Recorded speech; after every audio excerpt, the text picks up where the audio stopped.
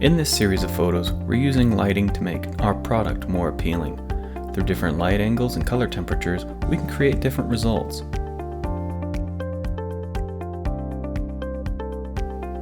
In this clip, we're showing some of our preferred camera settings. With cinema cameras, you can adjust shutter angle instead of just shutter speed. The industry standard is to use the 180-degree rule for the shutter angle, unless you're going for a specific or unique style option. Next, we have autofocus turned on and set to continuous. The frame set to whole area. And we also have face tracking on with face priority. Next are the white balance options. Here's the ISO setting, followed by the aperture f-stop setting, and finally the white balance. Last, we set the audio inputs. For channel 1 and 2, we have it set to mic terminal, and channel 3 and 4, we use the built-in microphone.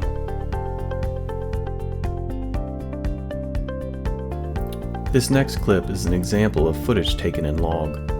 Log footage provides filmmakers with a higher level of control over their video output. It allows more flexibility in post-production, enabling them to correct exposure, color enhancement, and achieve a more professional look.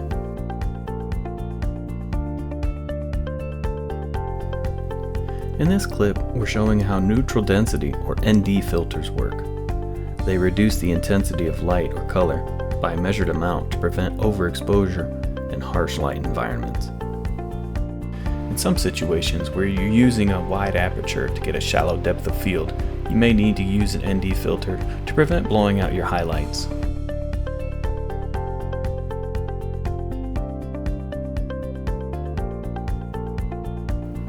Here we're showing a comparison of different settings when it comes to recording options and how it impacts file size.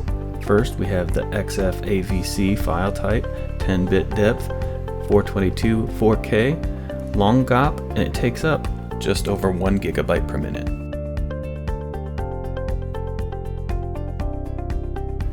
Next, we have the MP4 10-bit 422 HD. It takes up almost 380 megabits per minute. Finally, we have the MP4 8-bit 420 HD. It takes up about 266 megabits per minute.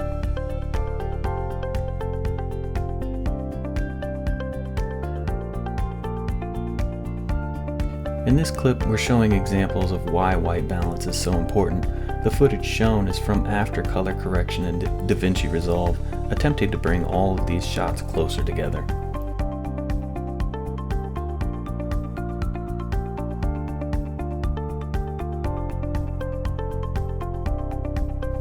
In these still photos, we're showing examples of different focal lengths. We start with short focal length, which has a wider field of view. We end on a larger focal length, which gives us a more narrow field of view.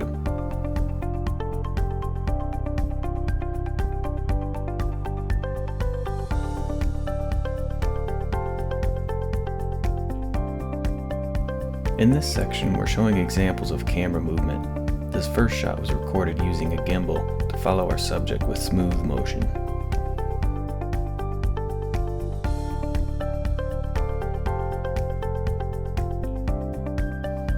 This second shot was taken using a tripod on wheels.